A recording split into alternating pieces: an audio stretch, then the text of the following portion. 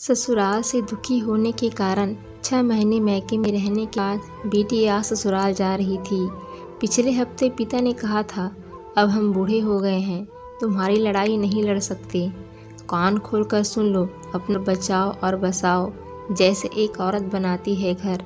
बेटी ने पिता की यह चेतावनी भी वैसे ही मान ली थी जैसे उन्होंने हर चेतावनी सीखते समझते हुए लड़कपन से जवानी तक मानी। क्या पहने क्या न पहने, बाल कैसे बांधे, कैसे उठे बैठे, हंसे, सब पिता के बोलने से पहले पिता की आंखों से ही पड़ती रही और उसी के अनुरूप ढलती रही। आज पिता को कह कर बताना पड़ा कि बेटी अपने बच्चे के साथ अपने घर जाओ। इसका मतलब यह आज तक की सबसे बड़ी चेतावनी है। वह नज़रें झुकाए धीमी रूंधी आवाज़ में इतना ही बोल पाई, जी पापा। माँ ने बेटी की आंखों में झांका, वहाँ शून्य था। एक ही क्षण में बेटी कितनी सहजता से भाव बदल गई। माँ हैरान थी। माँ सोच रही थी, लड़की कितने स्तरों पर कैसी कैसी ट्रेनिंग करता है यह समाज। माँ ने पिता की आंखों में झांका, वहाँ अजीब सी विरक्ति फैली हुई थी। माँ का कलेजा अंदर से फटना चाह रहा था कि एक औरत कैसे बनाती है घर, यातना, बलिदान और गुलामी। माँ सोचती रही। सुबह पिता दमान जी से बात कर रहे थे कि स्टेशन पर हमारी बेटी पहुँच जाएगी बेटा, आप उसे जैसा चाहो वैसा रखो, आप उसे स्टेशन रिसीव करने आ जाना बस। बेटी ने पिता को दामाद से बात करते देखा तो अंदर से रो पड़ी। फिर बोली, पिताजी मुझे आप कुछ पैसे और सिलाई मशीन दे दीजिए। पिता आज उसे छोड़ने ससुराल तक नहीं आ सके।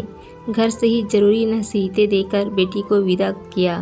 भाई और माँ स्टेशन तक छोड़ने आए और बोली, बेटा जा ससुराल, हाँ लेकिन हिम्मत मत हारना, तू कमज़ोर नहीं है, ईश्वर तेरी रक्षा करेंगी।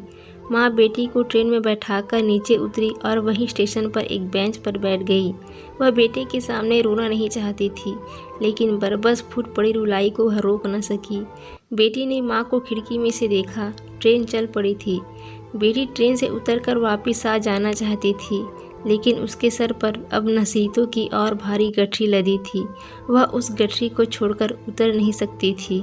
सारे रास्ते वह आंसू के सैलाब को पोंछकर मजबूत बन रही थी कि अपनी लड़ाई स्वयं लड़ूंगी।